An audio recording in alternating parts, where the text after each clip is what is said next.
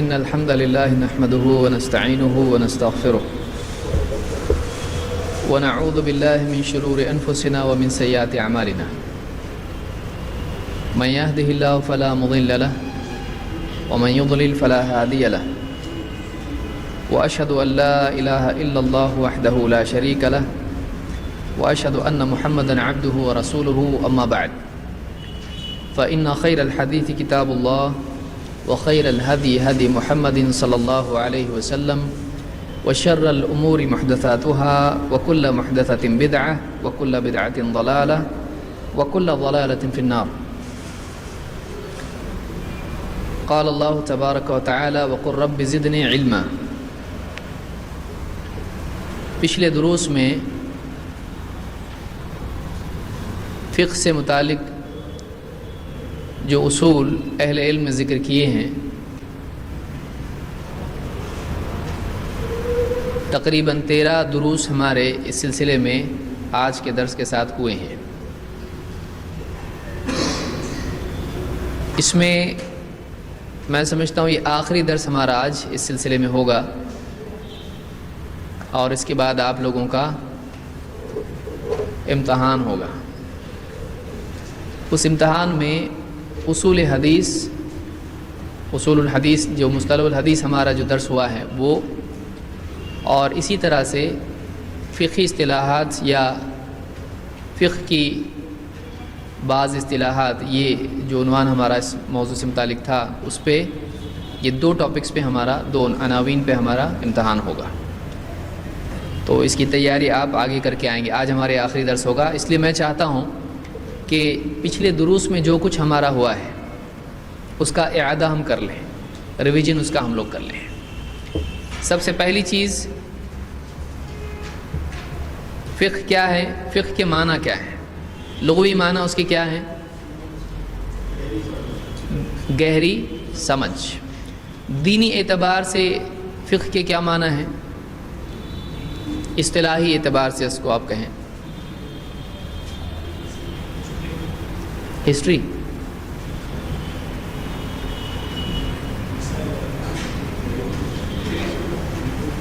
اب امتحان ہے، تیاری زیادہ دکھائی دے رہی. وہ تو پہلے ہو گیا نا، ابھی اس کو یاد رکھنے کی ضرورت ہے کیا؟ اصطلاحی اعتبار سے فقہ کے کیا معنی ہے؟ جیسے کوئی آدمی سمجھتا ہو کہ ہاں 2 اور 2 4 ہوتے ہیں اور 10 اور 10 20 ہوتے ہیں، یا آگ پر پانی رکھنے سے، برتن رکھنے سے وہ گرم ہو جاتا ہے، اس کی سمجھ میں آ گیا، یہ فقہ ہے نا؟ نہیں. دینی اعتبار سے میں پوچھ رہا ہوں، یہ کسی بھی چیز کی سمجھ ہو سکتی ہے آدمی کو. تو عام لغوی اعتبار سے مطلب ہے کہ وہ فہم ہے کسی بھی چیز کو سمجھنا. جیسے کوئی آدمی کچھ بتا رہا، سمجھ میں آیا، کپڑے ایسے دھوتے ہیں، تو ہاں سمجھ میں آ گیا ہے، تو یہ فقہ ہوا آپ کا. یہ دنیوی اعتبار سے سمجھ ہوئی. دینی اعتبار سے شریعت کی عملی احکام امتحان میں دیکھنے نہیں ملے گا ایسا. احکام کو تفصیل ہاں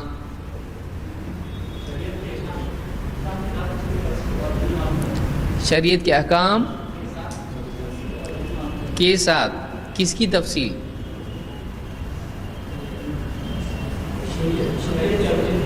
شریعت کے احکام کی تفصیل.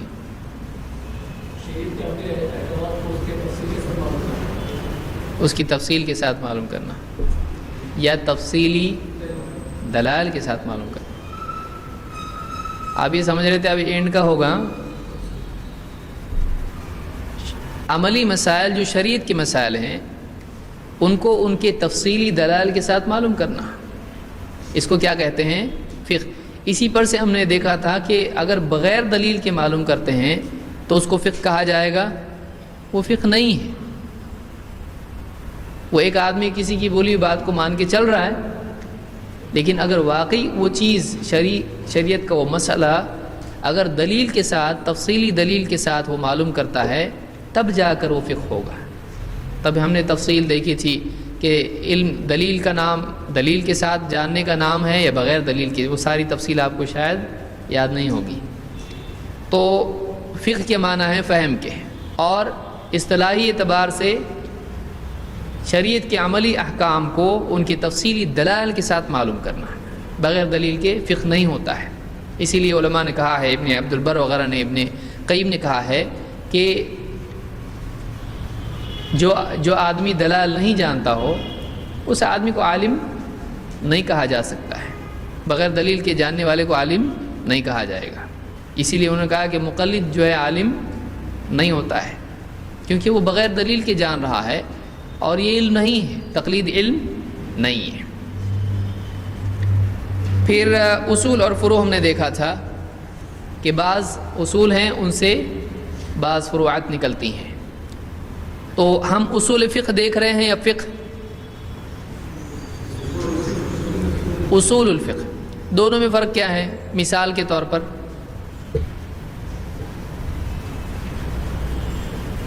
آپ لوگوں نے پہلے معلوم ہوتا تو آج نہیں آتے۔ اصول الفقہ میں اور فقہ میں فرق کیا ہے؟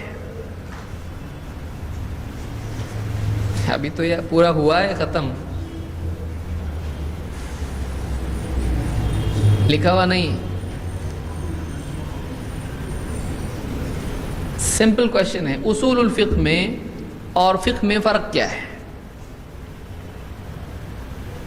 اصول فقہ جنرل ہے، اور جو فقہ ہے وہ ایک دم اسپیسیفک چیزوں پہ ٹکا ہے، جیسے اللہ اور رسول کا حکم ماننا چاہیے، یہ اصول فقہ میں ہے، اسپیسیفک اس میں۔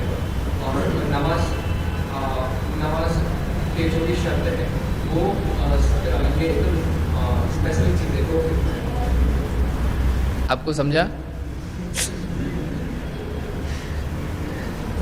بات صحیح ہے، لیکن سمجھ میں آ رہی آپ کو اس کا فقہ ہو رہا ہے؟ کون بتائے گا؟ چلیے یہ پہلی سیڑھی ہو گئی، تھوڑا دھندلا دھندلا یاد آ رہا، ہاں کچھ تو ایسا ہوا تھا۔ فقہ کے بیسکس کو کیا کہتے ہیں؟ بیسکس کیا؟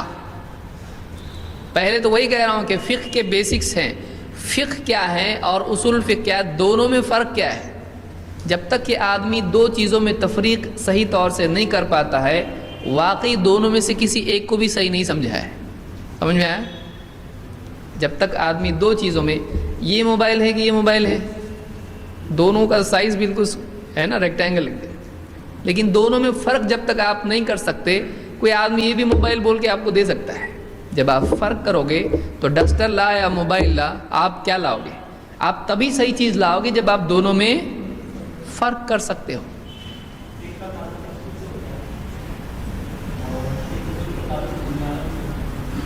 اب یہ پڑھ کے جواب آیا ہے، کیسے؟ میں آپ کو یہ نہیں بولا آپ پڑھو، پڑھ کے بتاؤ، سناؤ، وہ میرے سامنے بھی ہے، لیکن آپ کو اگر کوئی پوچھتا ہے، یہ بیسک کوشچن ہے، اصول فقہ میں اور فقہ میں فرق کیا ہے، تو آپ کیا سمجھاؤ گے اس کو؟ آپ جب بھی سمجھاؤ گے ایسا سمجھانا جیسے ایک عام آدمی کو آپ سمجھا رہے ہیں، نہیں، ٹھیک ہے۔ فقہ کا تعلق کسی مسئلے سے ہوتا ہے جو جزئی یا فرعی مسئلہ ہوتا ہے، اصول الفقہ کا تعلق اس عام اصول سے ہوتا ہے جس کے انڈر میں کئی مسائل آتے ہیں۔ یہ ایک سٹیٹمنٹ ہوا، فقہ کا تعلق کسی پرٹیکولر مسئلے سے ہوتا ہے، لیکن اصول فقہ کا تعلق ایک ایسے اصول سے ہوتا ہے، ایک جنرل سٹیٹمنٹ ہوتا ہے جس کے انڈر میں کئی فقہی مسائل آتے ہیں۔ مثال کے طور پر نماز فرض ہے تو اللہ تعالیٰ نے کہا اقیم الصلاۃ، اقیم الصلاۃ لدلوک الشمس، تو ابھی نماز فرض ہے، نماز کے علاوہ روزہ بھی فرض ہے، حج بھی فرض ہے، اور بہت کچھ فرض ہیں، لیکن ان فرائض میں سے ایک کے بارے میں ہم نے دلیل دیکھی، اقیم الصلاۃ، نماز قائم کر، تو نماز قائم کر روزے کے لیے دلیل بن سکتا ہے؟ روزہ فرض ہے کہ دلیل اقیم الصلاۃ ہے؟ نہیں، وہ صرف ایک مسئلے میں دلیل بنی، نماز فرض ہے۔ یہ کیا ہے؟ فقہ ہے۔ اسی لیے ہم نے کہا کہ تفصیلی دلائل کے ساتھ شرعی احکام کو جاننا، تو یہ دلیل ہو گئی ایک دم اس مسئلے کی دلیل۔ اس دلیل کے ساتھ ہم کو معلوم ہوا نماز فرض ہے، کیوں اللہ نے حکم دیا اس کا۔ لیکن اب ایک دوسرا ہم اصول دیکھ رہے ہیں، دوسری چیز دیکھ رہے ہیں، دوسرا سٹیٹمنٹ ہے، جب رسول کوئی حکم دے دے تو اس کو پورا کرنا لازم ہوتا ہے۔ جب اللہ اور اس کا رسول کوئی حکم دے دے تو وہ لازم ہو جاتا ہے اس کا ماننا۔ دلیل قل اطیعوا اللہ والرسول، اے نبی آپ کہو فرما برداری کرو اللہ کی، فرما برداری کرو رسول کی۔ اب کون سے حکم کی کرو اس میں ہے؟ ایک جنرل بات معلوم ہوئی کہ جب بھی اللہ کوئی حکم دے، کچھ بھی حکم دے، اس کو پورا کرنا ضروری ہے۔ یہ اجمالی ہے، اس میں اسپیسیفک کیا حکم ہے آیا نہیں، یہ اصول فقہ میں ہے، اجمال کے ساتھ میں ہے۔ لیکن کون سا حکم تو یہاں آیا نماز، سارے اعمال میں سے کئی فرائض میں سے ایک فرض، تو اس کی فرضیت کی دلیل یہ ملی، یہ فقہ ہے۔ نماز کی دلیل جو ہم لے رہے ہیں وہ کون سا کیا ہے؟ اصول فقہ ہے یا فقہ ہے؟ لیکن اللہ اور اس کے رسول کا حکم لازم ہو جاتا ہے کہ جب امر آئے اللہ کا رسول کا اس سے واجب ہو جاتا ہے، لازم ہو جاتا ہے، فرض ہو جاتا ہے۔ یہ کیا ہے؟ اصول الفقہ ہے، سمجھا؟ یہ ہو گیا اپنا، یہ ٹھیک ہے۔ شرعی احکام کی جو قسمیں ہیں وہ کتنی ہیں؟ دو۔ کون کون سی؟ بہت تکلیفی اور وضعی۔ کیا فرق ہے؟ دونوں بتائیں ایک ایک کر کے۔ شرعی احکام کی قسمیں کتنی ہیں؟ یعنی شرعی احکام کی کتنی قسمیں ہیں؟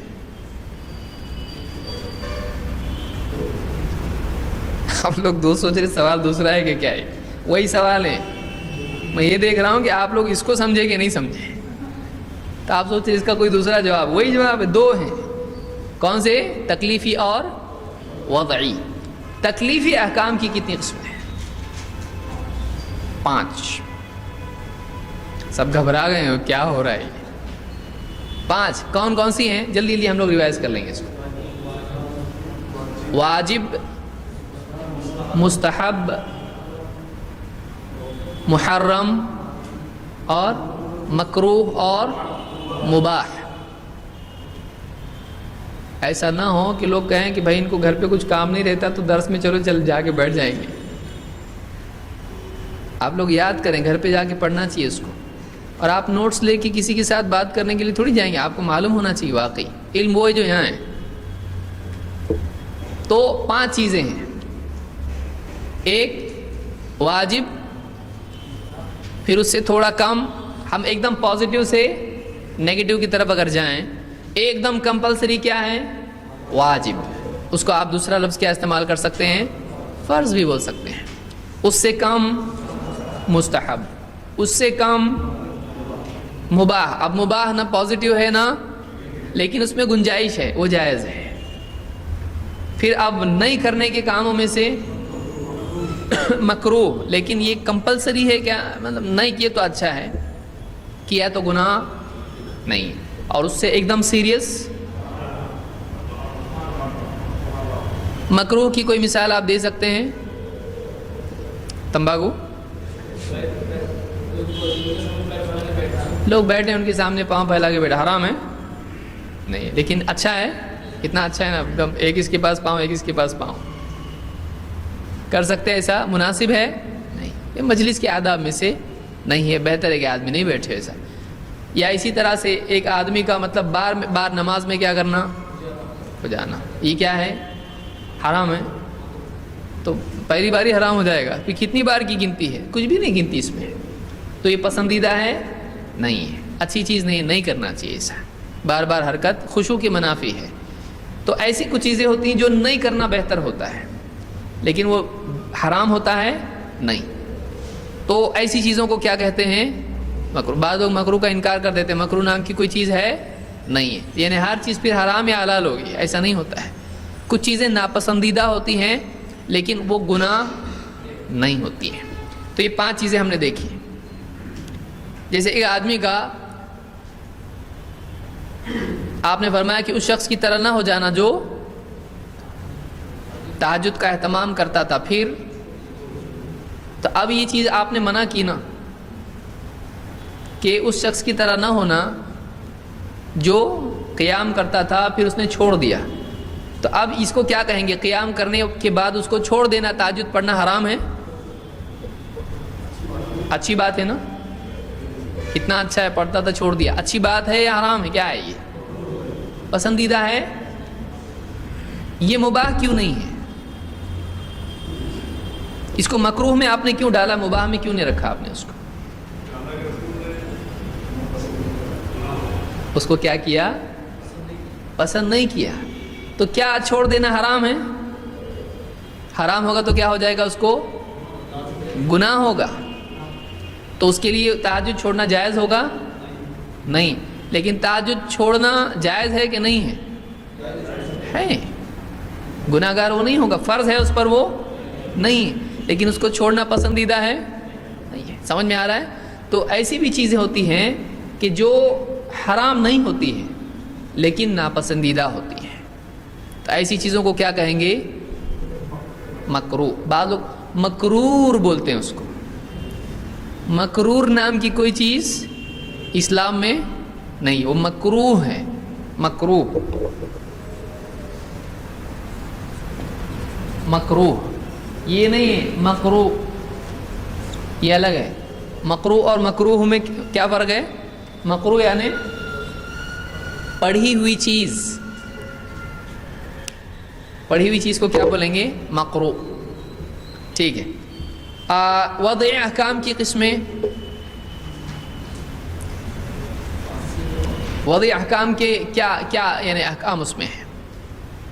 کیا کیا چیزیں ہم اس میں بیان کرتے ہیں؟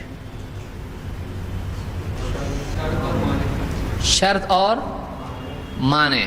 مثلا نماز کے لیے وضو شرط ہے، اور معنی میں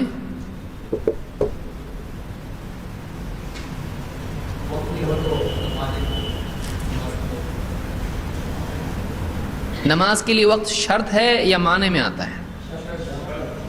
معنی کیا ہے؟ مانے نہ مانے مانے. کوئی چیز ہو تو وہ جیسے کہ کوئی انسان امپیور ہو تو پھر نماز نہیں پڑھتا، وہ مانے. تو اس میں معنی کیا ہے؟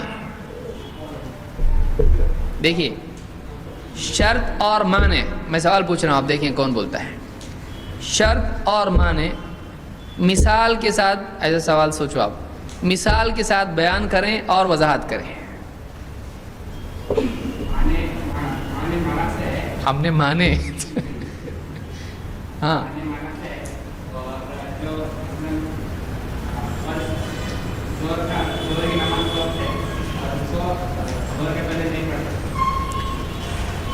ظہر کی نماز ظہر سے پہلے. تو معنی کیا ہے اس میں؟ یعنی وقت معنی ہے. وقت کیسے معنی ہوگا؟ اور شرط کیا ہے؟ ناپاکی. نماز کے لیے ناپاکی یعنی حدث جس کو ہم کہیں گے.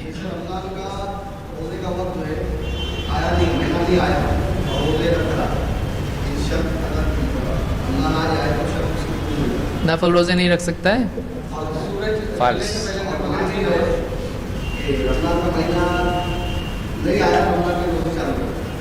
تو وہی ہوا نا. تو یعنی شرط اور معنی ایک ہی ہے. کوئی یہ بات نہ مانے. عورت کے لیے نماز کے لیے معنی بن جاتا. ہاں ہاں. تو یہ تو ایک ہی مطلب جملہ. میں نے سوال کیا پوچھا ہے؟ سورج کے ڈھلنے سے پہلے مغرب کی نماز پڑھنا یہ نہیں پڑھنا چاہیے، یہ شرط ہے. سورج ڈھلنے کے بعد ہی نماز پڑھنا چاہیے، یہ شرط ہے. ہاں ہاں. اور اگر جیسے کہ اگر ناپاک ہو تو نماز نہیں پڑھ سکتے. اگر ہم ایک عمل کرنے کی اگر کوئی چیز جلدی نہیں ہے. ہاں اگر کوئی چیز ہو وہ انسان جیسے کہ امپیورٹی ہے کچھ، تو اگر وہ چیز ہے تو عمل نہیں ہو سکتا، تو اس کو مانتے ہیں. فرق کیا ہوا؟ کیوں آپ نے اس کو شرط میں کیوں ڈالا، اس کو معنی میں کیوں ڈالا؟ ہم بھی تو جانیں.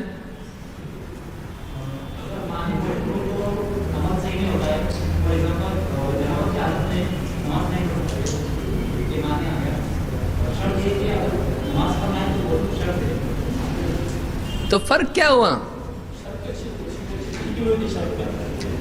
سمجھ رہے ہیں آپ؟ دیکھیے، ایک ہوتا ہے سمجھنا، ایک ہوتا ہے سمجھانا.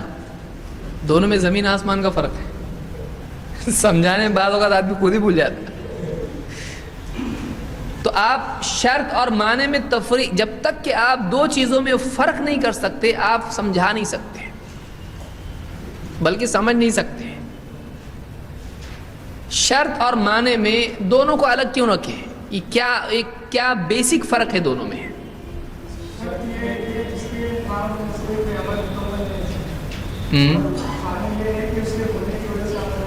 بالکل صحیح ہے. شارٹ میں بولنے آنا چاہیے آدمی کو کہ شرط جب تک کہ پوری نہ ہو عمل صحیح نہیں ہوگا، معنی جب تک کہ دور نہ ہو عمل صحیح نہیں ہوگا. کتنا چھوٹا ہے. جب تک کہ شرط پوری نہ ہو تب تک کہ عمل صحیح ہوگا. جیسے نماز کا وقت نہیں آیا، سورج ڈوبا نہیں، آپ مغرب کی نماز پڑھ رہے ہیں، شرط ہے اس کے لیے سورج کا ڈوبنا. جب تک کہ وہ ہوگا نہیں آپ کا عمل صحیح نہیں ہوگا. وہ ہونا چاہیے، تو وہ شرط ہے اس کی. اور معنی کیا ہے؟ جب تک کہ وہ ہوگا تب تک کہ عمل صحیح نہیں ہے. جب تک کہ عورت کا حیض باقی ہے تب تک کہ عمل صحیح ہوگا. تو شرط جب تک کہ آتی نہیں، پوری ہوتی نہیں، عمل صحیح ہوتا نہیں. معنی جب تک کہ جاتا نہیں، آتا اور جاتا والا معاملہ ہے یہ. سمجھ میں آ رہا ہے؟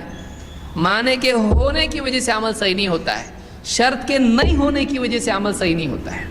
ایک عمل غلط کب ہوتا ہے؟ جب شرط پوری نہ ہو. اور غلط کب ہوتا ہے؟ جب معنی موجود ہو. سمجھ میں آیا فرق؟ آپ اس کو حیض اور وضو کی مثال یا وقت کی مثال نماز کے. وقت آپ کے بس میں ہے، اللہ تعالیٰ نے سورج بنا دیا ہے. اب جب تک کہ سورج غروب نہیں ہوتا ہے آپ کو رکے رہنا ہے. وہ آپ کے بس میں نہیں ہے، آپ کھینچ کے کسی طرح سے سورج کو نیچے کر دیے نہیں کر سکتے آپ. تو سورج جب تک کہ ڈوبتا نہیں تب تک کہ مغرب کی نماز آپ پڑھ سکتے نہیں. تو سورج کا اب اس میں شرط کیا ہے؟ سورج کا غروب ہونا یا نماز کا وقت آنا، یہ کیا ہے؟ شرط. نماز کا وقت آیا، نماز پڑھی تو نماز صحیح ہوگی. معنی کیا ہے؟ جو چیز موجود ہو، رکاوٹ ہو. معنی کے معنی کیا ہے؟ روکنے والی چیز، اس کے لیے رکاوٹ. عورت کے لیے نفاس، حیض روزے میں اور نماز میں کیا ہے؟ مانع. سمجھ میں آیا؟ رکاوٹ. تو شرط اور معنی آپ نے سمجھا. ٹھیک ہے. عام اور خاص میں کیا فرق ہے؟ ابھی ڈینجر ہوتے جا رہا. بہت پیسا ہوں اس کو میں، بہت سمجھایا اچھے سے. ہاں،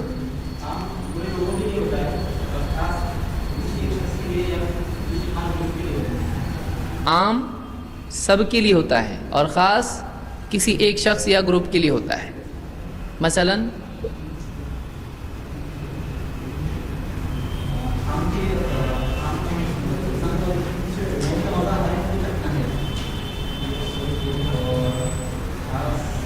اللہ والے عام کی مثال صحیح ہے یہ کہ کل نفس ذائقۃ الموت، ہر جاندار کو موت کا مزہ چکھنا ہے. تو یہ کیا ہوا؟ یہ عام ہے. اس میں سے کسی کو زبردستی نکال سکتے ہیں؟ نہیں. جب ہر ایک، اب اس میں نام نہیں آیا ہمارے بابا کا، بول سکتا ہے کوئی آدمی؟ نہیں. تو آیا کہ نہیں اس میں بابا کا نام؟ کہاں ہے؟ اس میں کل میں سب. تو جس میں سب آ جاتے ہیں اس کو کیا کہتے ہیں؟ عام. ٹھیک ہے. اور ہاں کوئی کچھ بتا رہا تھا.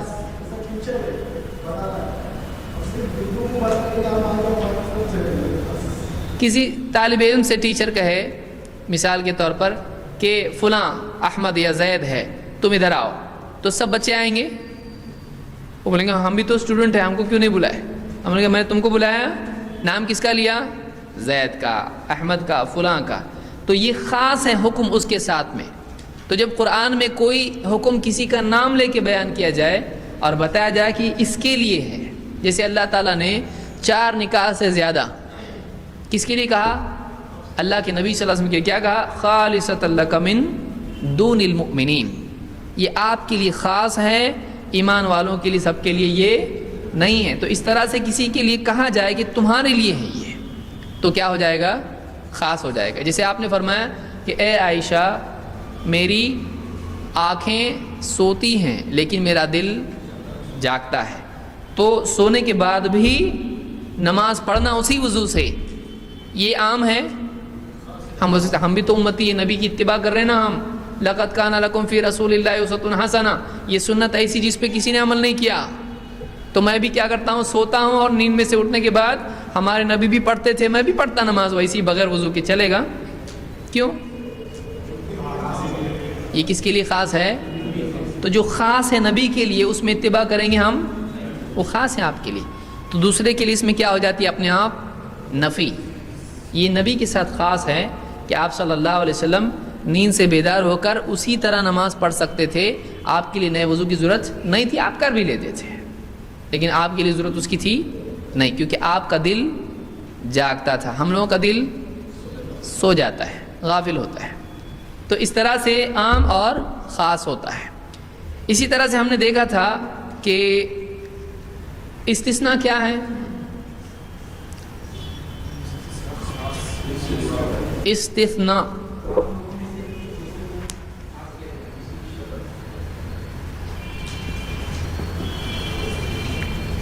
کیا ہے یہ، اور استثناء میں اور خاص میں کیا فرق ہے؟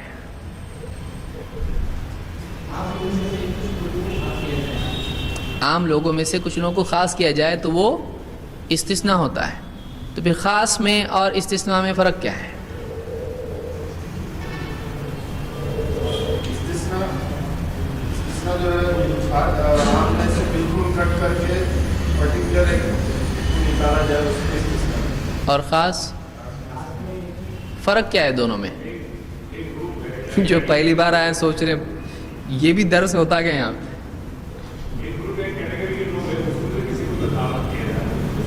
دیکھیے سمپل کویشچن ہے، خاص میں اور استثناء میں فرق کیا ہے؟ پہلے بتایا جاتا عام لوگوں کے لیے بات بتائی جاتی ہے، پھر اس کے بعد وہ مطلب گروہ کے لیے بتایا جاتا ہے، کچھ لوگ اس میں سے کاٹ دیے جاتے ہیں، ان لوگوں کے لیے خاص۔ ٹھیک ہے، اور خاص میں؟ خاص میں پرٹیکولر بولا جا سکتا ہے، جیسے برتھ ڈے اس میں بول سکتے ہیں احمد، لیکن پہلے استثناء میں ایسا ہوتا ہے کہ سبھی کے لیے بتایا جاتا ہے، پھر اس کے بعد میں اس کا اگلا سینٹینس ہوتا ہے کہ اس میں سے یہ الگ ہو جاتا ہے۔ جیسے ہاں ایگزامپل مثال کے طور پر دیکھیے، استثناء میں ایسا ہوتا ہے کہ سب بیان کر کے پھر کچھ لوگوں کو چھٹی دی جاتی ہے، ان کو کاٹ کے الگ کیا جاتا ہے اسی اسٹیٹمنٹ میں، اسی جملے میں۔ لیکن خاص میں ہوتا ہے کہ باقی لوگوں کے بارے میں نہیں بولا جاتا، پرٹیکولر کسی کو کہا جاتا ہے۔ جیسے مثال کے طور پر کوئی کہے زید باہر جاؤ، اس میں کوئی زید ہے تو مت جاؤ، زید باہر جاؤ، تو اس میں کیا کریں گے؟ سب لوگ اٹھ کے جائیں گے؟ نہیں، اس میں جو زید ہوگا وہ باہر جائے گا، اور اگر جائے زید کے سوا سب یہاں بیٹھے رہو، تو اب اس میں کیا ہوا؟ ایک وقت میں دو حکم ہوئے ہیں، لیکن اس میں کیا تھا؟ زید تم رک جاؤ اگر ایسا ہے، یا تم باہر جاؤ، ایک کو پرٹیکولرلی کہا جا رہا ہے تو اسی کے ساتھ جڑا ہوا، یہ کیا ہوا؟ خاص۔ لیکن کہا جائے کہ سب لوگ ادھر آؤ، زید تم ادھر ہی رکے رہو، زید کے سوا سب اندر آؤ، تو اب اس میں کیا ہو رہا ہے؟ اندر آؤ کا حکم سب کے لیے ہے، اور اس میں سے کاٹ کے کس کو الگ کیا گیا؟ سمجھ میں آ رہا ہے؟ تو خاص میں اور اس میں اگرچہ دونوں ایک ہی معاملہ ہوتا ہے، لیکن فرق یہ ہوتا ہے کہ سب کے لیے ایک بات میں سے کچھ کو الگ کیا جاتا ہے، یہ استثناء میں ہوتا ہے، اور کسی ایک کے لیے پرٹیکولرلی کوئی بات بیان کی جاتی ہے، کس میں ہوتا ہے؟ خاص میں ہوتا ہے۔ سمجھائے؟ ٹھیک ہے۔ مطلق اور مقید میں کیا فرق ہے، یا کیا ہیں یہ دونوں؟ کون ہیں یہ لوگ؟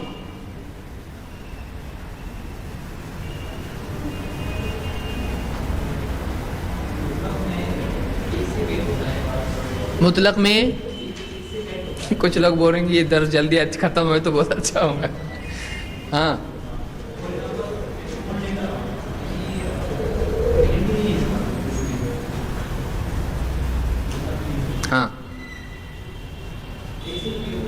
صحیح ہے. اور مقید میں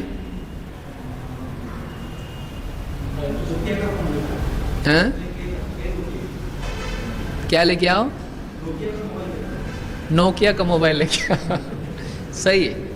دیکھیے ایک آدمی کہے ایک موبائل لاؤ یہاں پہ، تو کیا سب کے موبائل جمع کرنا شروع کرے گا کوئی؟ جیسے کوئی کلاس میں مانیٹر ہو، اگر اس سے کہا جائے ایک پین لاؤ یہاں، تو کیا کرے گا مانیٹر؟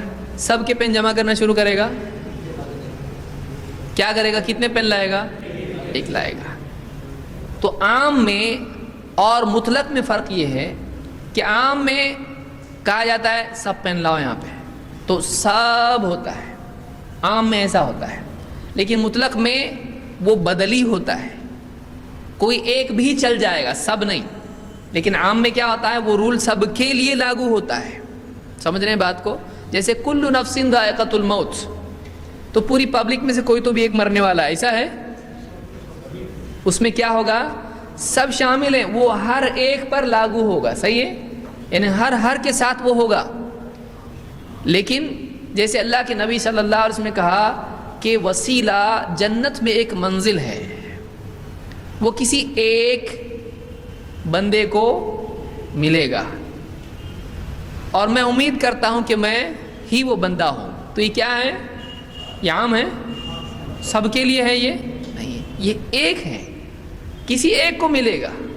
لیکن وہ کیا ہے؟ ہر ایک کو ملے گا نہیں.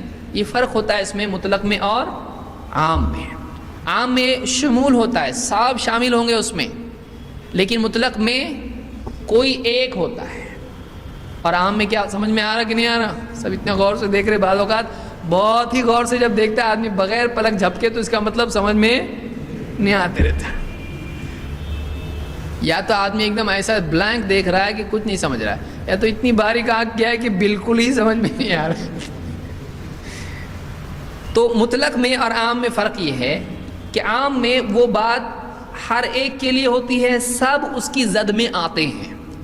لیکن مطلق میں ہوتا ہے کہ کوئی ایک بھی چل جائے گا. جیسے کوئی ٹیچر کہے کوئی ایک پین لاؤ یہاں پہ، تو کوئی ایک بچے کا پین بھی لے لیں تو وہ کافی ہو جائے گا. لیکن پین جمع کرو تو یہ کیا ہو جائے گا؟ سب کے پین. تو وہ عام ہے. اور یہ تو عام میں کوئی نہیں بول سکتا ہے میرا نام کدھر لیے، نہیں بول سکتا. کیوں؟ سب کا جب کہا گیا ہے تو سب میں یہ بھی آ گیا. سمجھ میں آیا؟ اور مقید میں کیا ہوتا ہے؟ اس کے مطلق کے لیے ایک کے لیے کنڈیشن ہوتی ہے. جیسے کوئی کہے ایک موبائل لاؤ یہاں پہ، اگر کوئی کہے تو کیا ہوگا؟ کوئی ایک موبائل آئے گا. اب کون سا دینا کتنا ہے؟ ایک. لیکن کون سا نہیں معلوم، تو کوئی بھی چل جائے گا، کوئی بھی چل جائے گا. لیکن اگر کوئی کہے کہ نوکیا کا لاؤ، یہ سب جواب میں آیا کہ نوکیا کا لاؤ، تو اب دوسرا موبائل کوئی دے گا نہیں. اب اس کے ساتھ موبائل کوئی ایک کے ساتھ کیا ہو گیا؟ ایک کنڈیشن، ایک صفت اس کے ساتھ جڑ گئی. تو اب اس کی بجائے دوسرا چلے گا نہیں. یہ کیا ہے؟ یہ مقید ہے. ایک ہی ہے لیکن اس کے ساتھ کیا ہو گیا؟ ابھی ایک قید جڑ گئی ہے، ایک قید جڑ گئی اس کے ساتھ میں. جیسے یوں کہا گیا کہ روزے دار کو کھانا کھلاؤ، تو اب کیا کریں گے؟ کوئی بھی آدمی کھلا سکتے ہیں؟ نہیں. کس کو کھانا کھلائے گا آدمی؟ جس کا روزہ ہے. کوئی آدمی ایسا میرے کو روزہ بہت اچھا لگتا ہے لیکن میں نہیں روزے سے آج، تو کیا اس کو کھانا کھلانے پہ بات پوری ہوگی؟ نہیں. تو اب کسی کو کھانا کھلانا کیا ہے؟ کسی آدمی کو کھانا کھلاؤ، کیا ہو گیا؟ یہ عام ہے؟ عام ہے یا مطلق ہے؟ یہ عام ہے یا مطلق ہے؟ عام نہیں ہے. یہ کسی روزے دار کو کھانا کھلاؤ، کسی ایک کو کھلاؤ، تو یہ کیا ہے؟ مطلق ہے کیا عام ہے؟ یہ مطلق ہے. کسی ایک کو بھی، سب کو کھلانا پڑے گا نا، ساری دنیا بھر کے روزے داروں کو. روزے دار ریان سے جنت میں جائیں گے. یہ کیا ہے؟ کوئی ایک جائے گا نا ہندوستان کا، اجمیر کے راستے سے ہو کے. ریان سے کون جائے گا؟ سارے روزے دار جائیں گے جن کے پاس روزوں کا اختصاص ہو. لیکن کوئی ایک کے بارے میں یہاں آ رہا ہے نہیں، تو عام میں سب کے لیے ہوتا ہے، لیکن مطلق میں کیا ہوتا ہے؟ کوئی ایک، تو کوئی کسی روزے دار کو لاؤ یہاں پہ تو کتنے کو لائے گا؟ ایک کو، تو یہ عام ہے یا مطلق ہے؟ مطلق ہے۔ ایسے روزے دار کو لاؤ جس نے آج جھگڑا نہ کیا، ابھی کیا ہو گیا؟ تو روزے دار تو ہے لیکن اس میں کیا ہوگی؟ ایک قید بڑھ گئی۔ ایسے روزے دار کو لاؤ جس نے آج 5 نمازیں جماعت سے پڑھی ہوں، تو اب ایک قید کیا ہوگی؟ اس میں بڑھ گئی۔ تو یہ کیا ہو گیا؟ مقید ہو گیا۔ مطلق میں کوئی ایک کوئی بھی چلے گا، لیکن اس کے ساتھ جتنی قید بڑھتی چلی جائے گی وہ مقید ہو جاتا ہے۔ سمجھ میں آ رہا ہے؟ اس کو یاد رکھیں۔ کیا شریعت میں پچھلی امتوں میں نسخ ہوتا تھا یا اس امت میں بھی ہوتا ہے؟ ہاں، اس امت میں بھی نسخ ہوتا ہے کہ نہیں ہوتا ہے؟ ہوتا ہے یا ہو چکا؟ کیا آج کوئی چیز منسوخ ہو سکتی ہے؟ آج منسوخ نہیں ہو سکتی؟ کیوں نہیں ہو سکتی ہے؟ الیوم اکملت لکم دینکم، تو اس سے کیسے ثابت ہوا کہ نسخ نہیں ہو سکتا ہے؟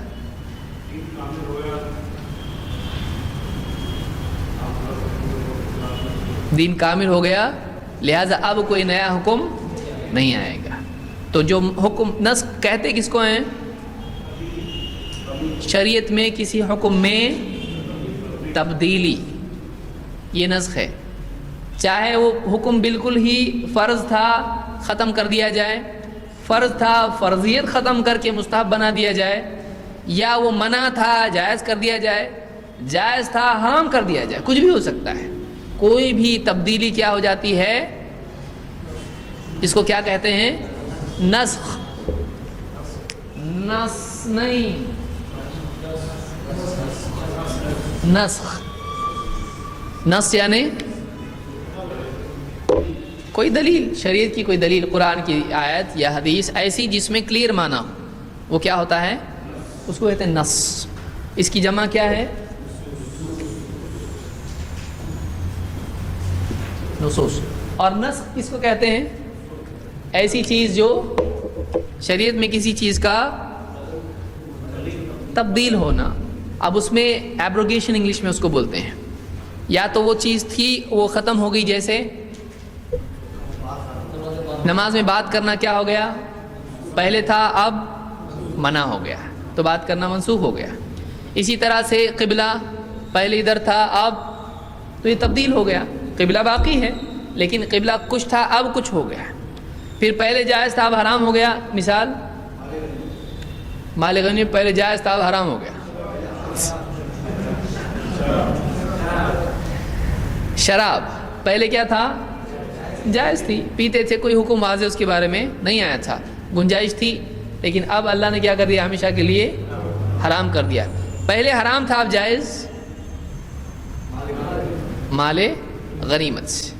مال غنیمت کون سا؟ جو راستے پہ پڑا مل جائے، بولے غنیمت ہے مل گیا۔ مال غنیمت اردو کے حساب سے ایسے ہی ہوتا ہے،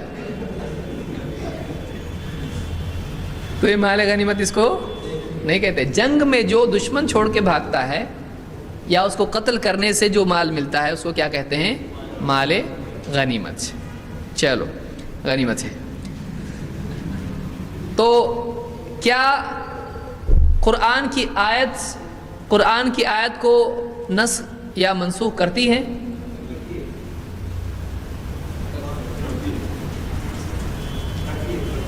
کرتی ہے۔ نسخ جب مان رہے آپ تو پھر کہاں سے مان رہے؟ لوگ آگے بول رہے آپ کو منسوخ ہوا، اللہ ہی بتائے گا یا اللہ کے رسول صلی اللہ علیہ وسلم بتائیں گے۔ کیا حدیث کو منسوخ کرتی ہے؟ کر سکتی ہے۔ کیا قرآن حدیث کو منسوخ کر سکتا ہے؟ اور کیا حدیث سے قرآن کی آیت منسوخ ہو سکتی ہے؟ ہو سکتی ہے۔ چاروں صورتیں ممکن ہے۔ بعض نے یہ کہا کہ حدیث سے قرآن منسوخ نہیں ہوتا ہے، لیکن یہ منسوخ کے معنی نہیں سمجھنے کی وجہ سے بھی ہو سکتا ہے، کیونکہ منسوخ میں قید لگانا اللہ کے حکم میں بھی منسوخ کہا جاتا ہے۔ دیکھیے اس کو یاد رکھیے، اس بات کو اچھی طرح سے یاد رکھیے۔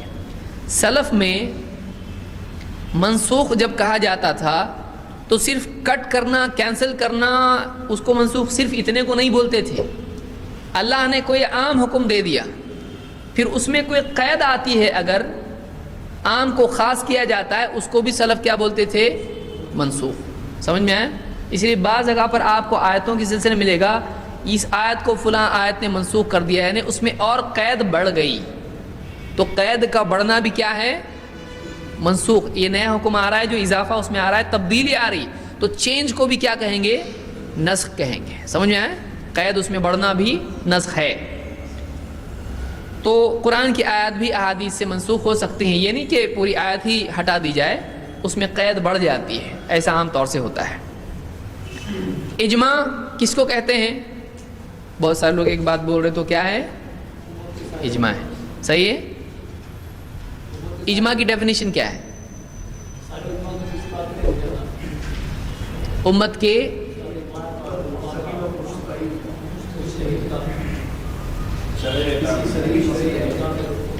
تو اجتماعی عمل ہو گیا ہے، سب مل کے نقطے لگا رہے ایک ایک۔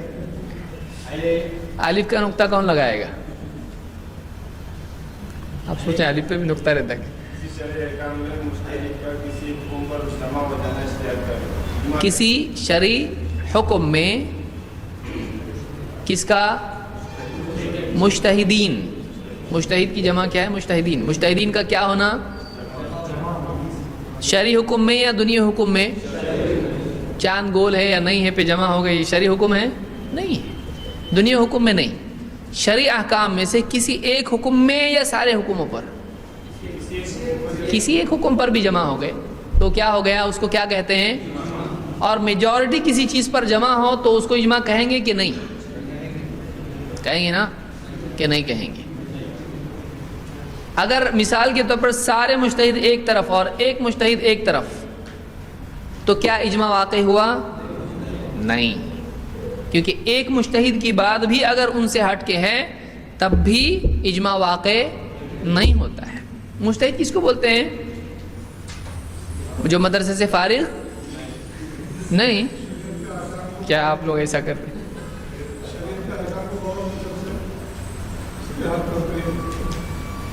ایک دم ہائی لیول کا عالم جو کیا کرتا ہو؟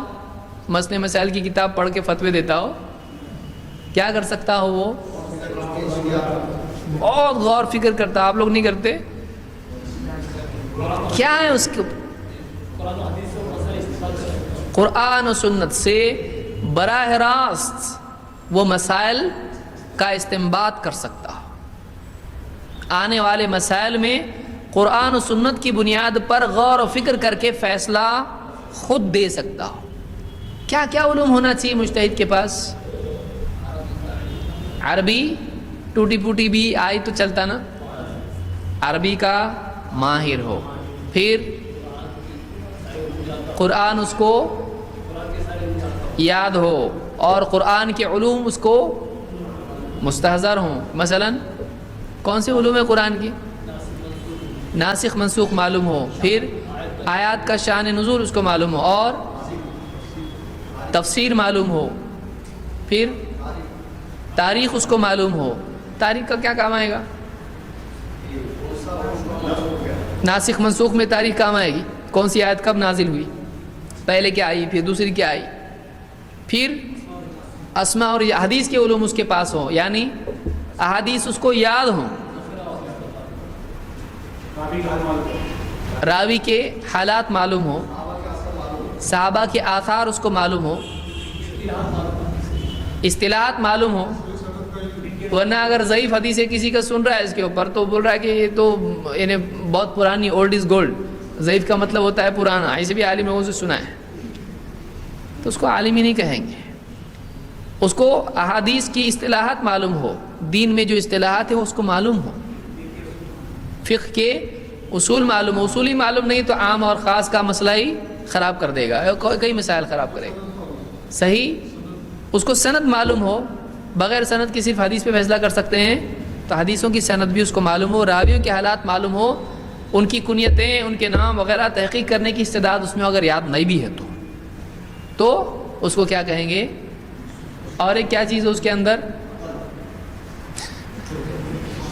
عقل تو ہوگی، استنباط کی طاقت ہو اس میں، اس کو یعنی وہ اس میں فہم ہو اتنا کہ واقعی وہ اس پورے نالج کا یعنی اس میں استعمال کر سکتا ہو. وہ ساری چیزیں معلوم ہونے کے بعد سمجھ میں نہیں آ رہا ایسا ہوا اگر تو مجتہد نہیں. اس میں اجتہاد کی استنباط کی طاقت ہونا چاہیے. اس کو غور و فکر کر کے یہ ہے یہ یہاں رکھنا ہے اس کو سمجھ میں آنا چاہیے تو اس میں وہ صلاحیت بھی موجود ہو. تو ایسے عالم کو کیا کہتے ہیں؟ کیا مقلد مجتہد ہو سکتا ہے؟ کیوں نہیں ہو سکتا ہے؟ تقلید کیوں کر رہا ہو؟ تقلید کیوں کر رہا ہے؟ علم نہیں اس لیے تو جس کے پاس علم نہیں ہے وہ مجتہد ہے؟ جس کے پاس علم نہیں ہے وہ مجتہد ہی نہیں ہے. تو اسی لیے ابن عبد البر نے اور اسی طرح سے ابن قیم رحمۃ اللہ علیہ نے کہا مقلد جو ہے یہ عالم نہیں کہلا جا سکتا. عالم دیکھیے ہمارے یہاں پر دوسرے کے یہاں پر بہت بڑا فرق ہے. ہمارے عالم بولے تو ایسا ہوتا ہے ایک دم عالم ہے. دوسرے کے یہاں باہر نکلا وہ سب عالم ہوتے ہیں. مدرسے سے فارغ ہوئے عالم ہو گیا وہ. تو یہ عالم ہمارے عالم اس کو نہیں بولتے ہیں اصطلاح. اس لیے دیکھیے آپ حتی اذا لم يبق عالما اتخذ الناس رؤوسا جهالا فسئلوا فافتوا بغیر علم فضلوا واضلوا. یہاں تک کہ جب لوگوں کو عالم نہیں ملے گا لوگ جاہلوں کو اپنا سردار بنائیں گے, ان سے فتویٰ پوچھیں گے, وہ فتویٰ بغیر علم کے دیں گے, خود بھی گمراہ ہوں گے, دوسروں کو بھی گمراہ کریں گے. تو ہمارے نزدیک عالم وہ ہوتا ہے جو فتویٰ دینے کی کیپیسٹی رکھتا ہے. سمجھ میں آ رہا ہے؟ یعنی قرآن و سنت میں استنباط کر کے وہ فتویٰ دینے کی صلاحیت اس میں ہو, اس کو کیا کہتے ہیں؟ عالم. باقی سارے کیا ہیں؟ طالب علم. یہ بھی نہیں بولنا چاہیے بھائی میں جاہل ہوں. تو کون بولا تیرے کو جاہل بننے؟ بہت سارے لوگ بحث کرتے ہیں, بحث میں جب ہارنے لگتے ہیں تو کیا بولتے ہیں؟ بھائی ہم تو جاہل ہیں. تو وہ تو پہلے ہی ہم کو معلوم تھا بولے, کیونکہ آپ کو نہیں معلوم یہ آپ کی جہالت کی پہلی دلیل ہے. اور اس سے بڑی دلیل یہ ہے کہ نہیں معلوم ہو کے آپ بحث کر رہے ہیں, یہ بڑی جہالت ہے. نہیں معلوم ہونا چھوٹی جہالت ہے, اور نہیں معلوم ہو کے لڑنا کیا ہے؟ بڑی جہالت ہے. کیونکہ جہالت کی کتنی قسمیں ہیں؟ جہالت کا علم بھی ہونا چاہیے آدمی کو. جہالت کی 2 قسمیں ہیں. ایک قسم کیا ہے؟ جہل بسیط ہے, ایسا میں ایسے نہیں بول رہا ہوں, جہل بسیط. اور دوسری قسم جہالت کی ہے جہل مرکب. جہل بسیط کیا ہے؟ نہیں معلوم اور معلوم نہیں معلوم. جہل بسیط کیا ہے؟ بھولا بھالا جہالت, یہ گناہگار نہیں بیچارہ, اس کو معلوم ہے میرے کو نہیں معلوم ہے. لیکن جہل مرکب کیا ہے؟ نہیں معلوم ہے, یہ بھی نہیں معلوم کہ نہیں معلوم, اور جس کو معلوم بولا تیرے کو نہیں معلوم. تو یہ بہت کمپلیکس ہے. یہ اس کو کیا بولتے ہیں؟ جہل مرکب, کمپاؤنڈ اگنورنس. انٹرسٹ میں بھی ہوتا ہے نا, سمپل انٹرسٹ اور کمپاؤنڈ انٹرسٹ.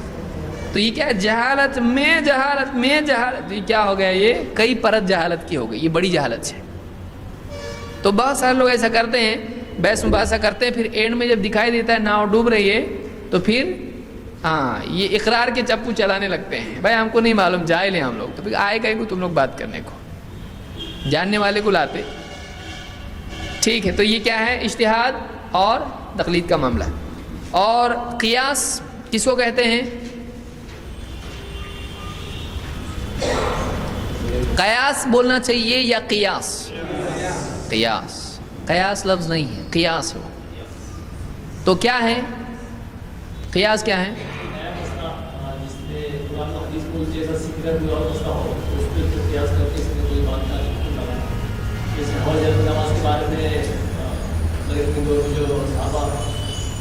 گاؤں میں جا کے نماز پڑھتے رہتے ہیں, اس کے بعد کا سوال کیا تھا تو قیاس کیا جائے گا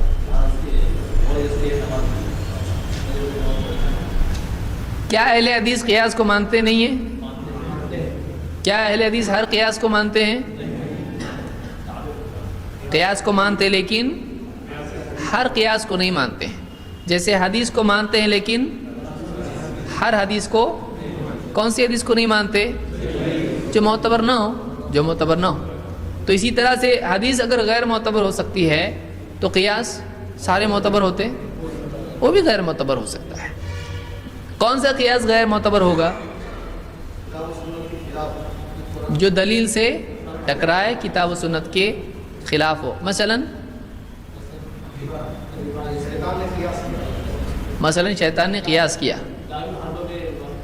दारुल हर्ब में रिबा लेने पर से, कैसे मसला क़ियास क्या हुआ उसमें? ये ख्याल किया कि माल गैर में जैसा लिया जा सकता है और दारुल हर्ब के अंदर जो सूद का कारोबार किया जा सकता है। यानी जैसे रिवायत उसके लिए क्या है, मखूल की ज़ईफ़ रिवायत है, मुरसल रिवायत है कि दारुल हर्ब में रिबा नहीं, तो ये रिवायत सही है नहीं। तो इस पर से क्या मसला अख़ज़ किया कि जहाँ दारुल हर्ब है, दारुल हर्ब जहाँ मुसलमानों की मुशरिकीन से जंग हो, अमन नहीं है वहाँ पे, तो ऐसे इलाके में क्या किया जाएगा, सूद लिया दिया जा सकता है। ये सही नहीं है, बता रहा हूँ मैं। बोलेंगे अच्छा पहले क्यों नहीं बताए? तो ये मसला लिया लोगों ने, फिर उस पर से और क़ियास क्या किया, हिंदुस्तान जैसा मुल्क इसको क्या करार दे दिया, दारुल हर्ब, और उस मसले को बुनियाद बनाते हुए यहाँ पर क्या कहा, यहाँ पर सूद जायज़ है। तो पहले तो दारुल हर्ब है नहीं, उसको दारुल हर्ब समझा और उस हदीस पर इस मसले को लिया। तो ये सब क्या है, क़ियास फासिद है। क़ियास फासिद इसको कहते हैं। फासिद यानी फसाद है उसके अंदर, बिगाड़ है उसके अंदर। तो ऐसे क़ियास को हम नहीं मानते। तो ठीक है, समझ में आया ये? तो ये क़ियास, इजमा, मुज्तहिद, इज्तिहाद, तक़लीद वग़ैरह सारी चीज़ें आम, ख़ास, मुतलक, मुक़य्यद, और इसी तरह से जो दूसरे यानी शरई इस्तिलाहात हैं उसको हमने इसमें देखा। ये बहुत छोटा हमने पढ़ा है, थोड़ा थोड़ा हमने पढ़ा है। इस बारे में बहसें, फिर और इस्तिसान क्या है, इस्तिस्लाह क्या है, फिर और सारी चीज़ें बहुत सारी हैं। फिर बहुत सारे शरई क़वायद हैं, दरउल मफासिद, जल्बुल मनाफ़, और ऐसी बहुत सारी चीज़ें हैं। तो अल-क़वाइद शरइया, क्या क़वायद हैं शरीयत के, इंशाअल्लाह कभी और हम ऐसा कोई कोर्स उसमें करेंगे जिसमें शरई क़वायद हम देखेंगे, फ़िक़ही क़वायद क्या हैं जो कुरान और सुन्नत की दलील से मुस्तंबत हैं। तो ऐसे क़वायद हम इंशाअल्लाह एक मुस्तक़िल कोर्स उसका करेंगे, क्योंकि उलमा ने किताबें उस पर लिखी हैं। तो ये हमारा कोर्स मुकम्मल हो गया।